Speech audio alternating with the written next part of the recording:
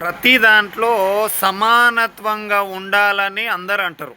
అంటే ఆడోళ్ళు ఏమిటో తక్కలేరు. మేము గూడా అన్నిట్లో సమానంగా ఉంటాము అని అన్నప్పుడు ఆర్టీసీలో గూడా సమానత్వం చూయించాలి గదా! అంటే మగోనికి మాత్రం ఫ్రీ లేదు. ఎందుకు లేదు? అంటే ఈడు పనికిరానోళ్ళం మేము, అవులగాళ్ళం మేము, పాగలగాళ్ళం మేము అనే గదా మీ ఉద్దేశ్యం. అంటే మేము ఓటేయమా? ఇదేం పరిస్థితి అని నాకు అర్థం కాదు. ఆర్టీసీలు మాకు కూడా ఫ్రీ పెట్టండి, మేము కూడా తిరుగుతాము అంటే మేము తిరగొద్దా?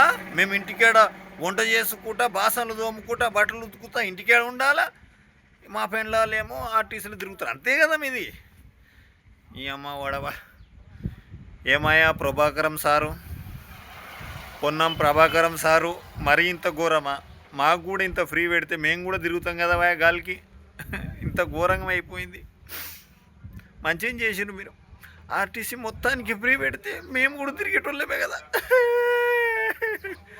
అదేమన్నాకో కానీ ఆడవాళ్ళకి ఏమన్నా జరిగితే మహిళా కమిషన్ ఉన్నది, అదేవిధంగా మహిళా మండలి ఉంది. కానీ మగోనికి ఏమన్నా జరిగితే యాలాల మండలి కూడా లేదు. అది పరిస్థితి. అంటే యాక్చువల్లీ ఇప్పుడు మా పరిస్థితి బేకారైంది. మేమే ఎదవలమైపోయాం. ఇప్పటికైనా మేల్కొండ్రియా నాయనా, మేల్కొండ్రియా.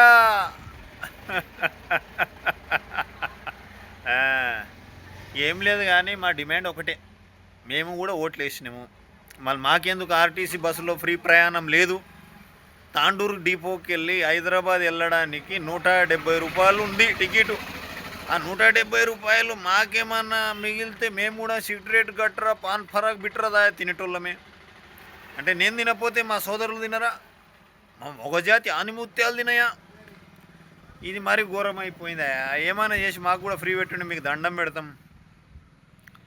ఇక సుతం ఏమవుతుందో ఏం రాదో అమ్మ వడమ. మేము కూడా ఫ్రీ పెడితే తెలంగాణ చుట్టూ తిరిగి వస్తామనే ఆలోచన ఉండే నాకు.